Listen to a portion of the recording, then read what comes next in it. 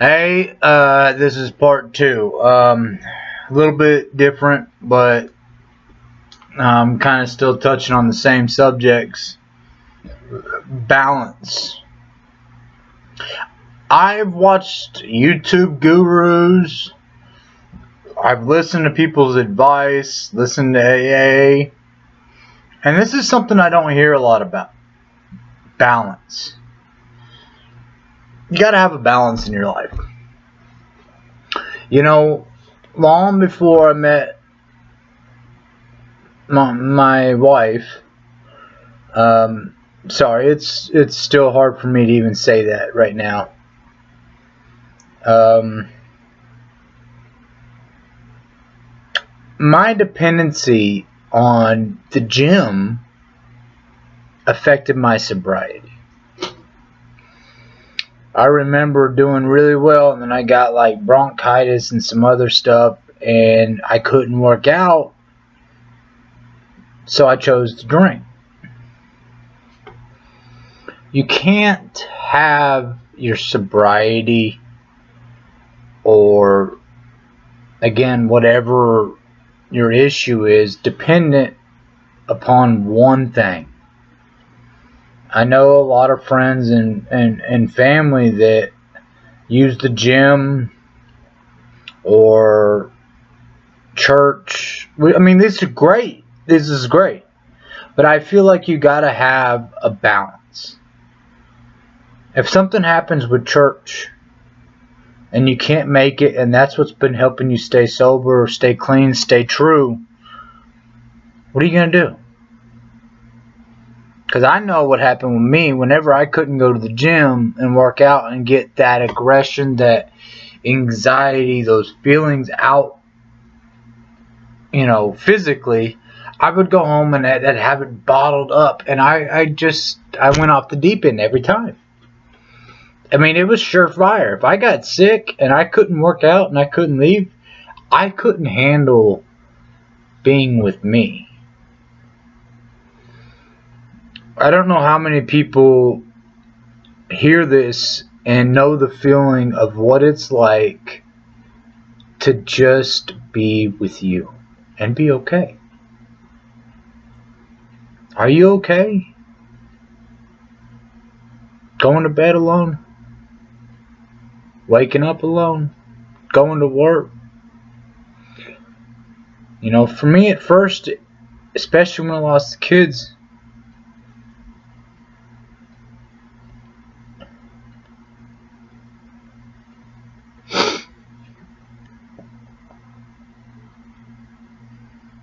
sorry.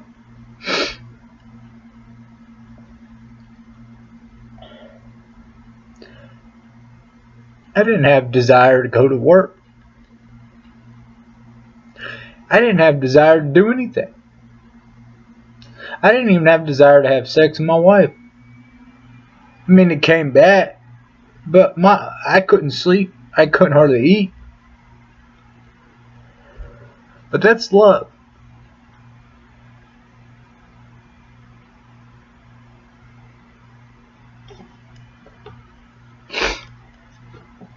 I'm sorry. Anybody watching, yes, you're seeing a 35-year-old man cry. Uh,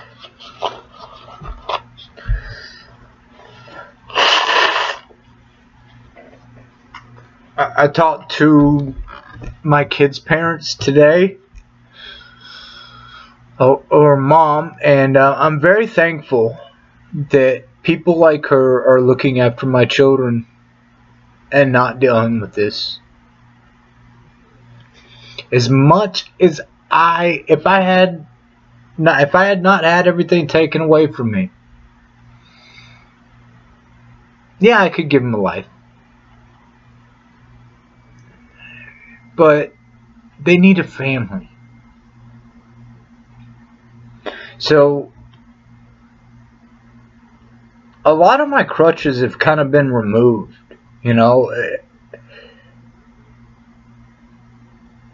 My wife was kind of a crutch for me to vent to and talk to, and Even though it never really went well, at least I got a vent, but it always somehow backfired on me. I don't know.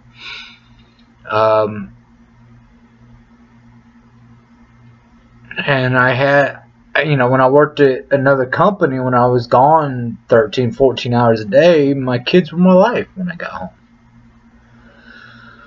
I had to relearn how to live without that. I walked by their room when they were taken. Their beds were made, or they were left the same way they got taken. I always get up and pee in the middle of the night. Always. And every single time I walk by their bedrooms, I'd cry. I'd lose it. My wife may not know. I was the only one up, sobbing. I remember getting home from work after all this happened. And I was so used to getting in the shower, keeping the door cracked so I could hear what's going on with the family, and hearing cartoons in the background. Now, before I had kids, I kind of dreaded that, to be honest with you. Like, I got to share the TV with the kids. But then when you have them, oh, you love it. I loved every second of watching Baby Shark 1,000 times. I didn't care. It made them happy. That's what matters.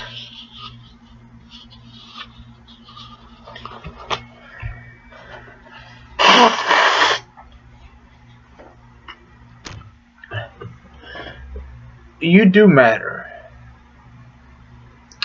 I think your kids matter more. But in order for you to be that parent, that father, that mother, even if you've lost them in the future, you have to focus on, hey, I want them back, and I may never get them back like the way I wanted, but they're going to always love dad. They're always going to love mom or whatever. And they're going to know that you made that effort to change. And you're not the same man or woman that you were when all this happened. I said it before. I know I've put some blame on others.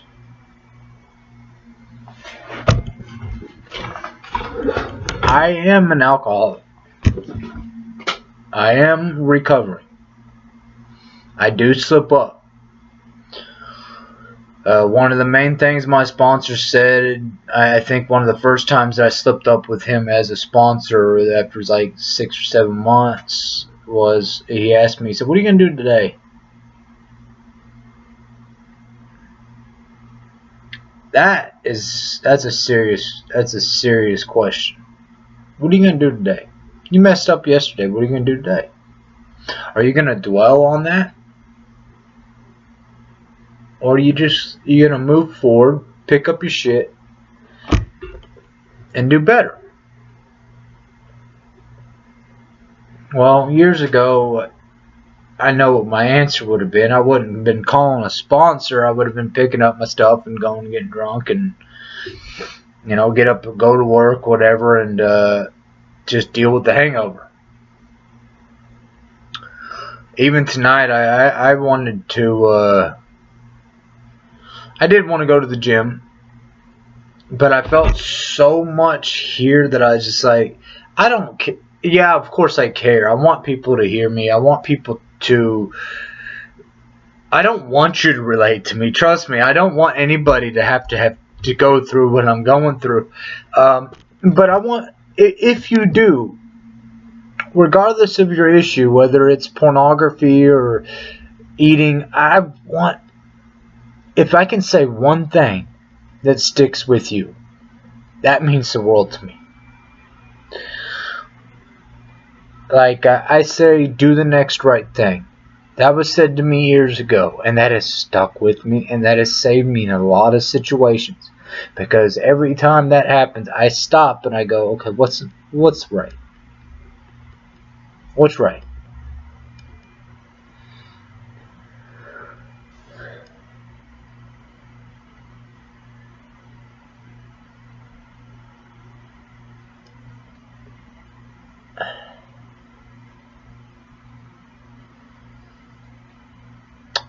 So I needed a moment to breathe there for a second.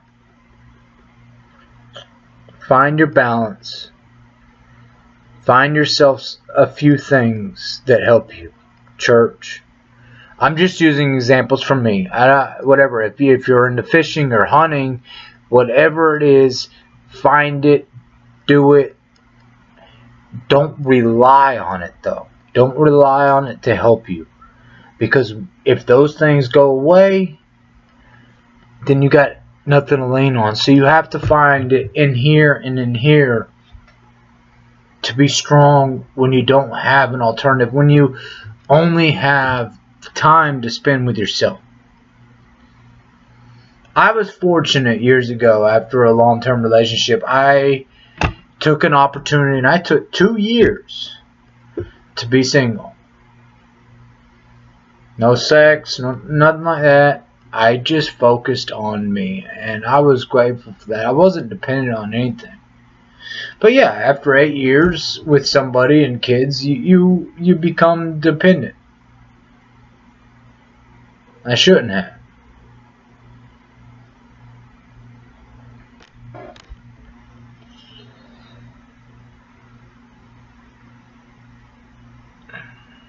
That's one of the hardest parts I think for everybody, especially the older you get.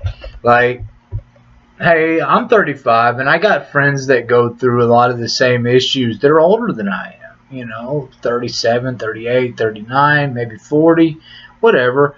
Not that far from me, but they're going through the same issues and they're struggling.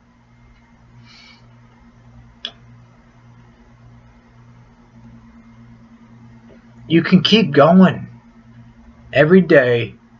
Pray, speak. You know what? If you're not praying to God, that's okay. Maybe just get down and talk out loud. Talk to yourself. Meditate. I know it sounds ridiculous, but things like this has helped save my life.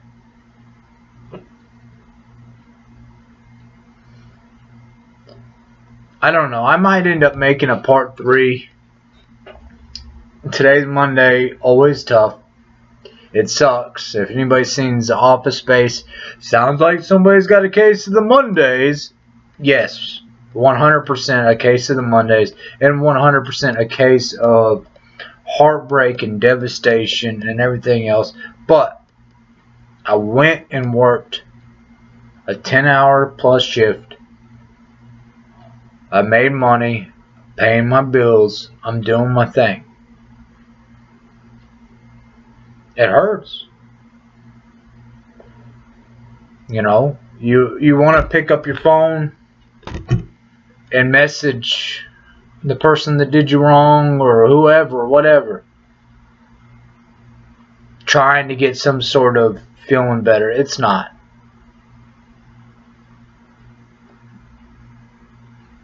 You know what? I am going to make a 3rd video.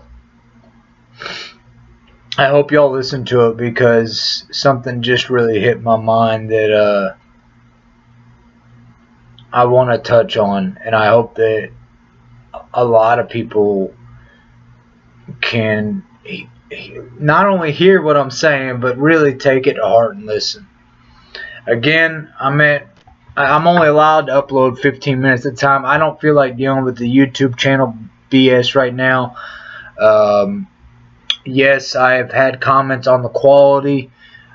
I am working on that right now. Buying a new car was more important than buying a new camera and microphone. So, I'm glad that y'all can hear what I'm saying and see it. I'm sorry about the quality, but I will up it. And I'm doing this daily. So if you don't want to hear it, I'm sorry. Just ignore me. If you want to hear what I got to say, thank you. I hope I can help. I love y'all.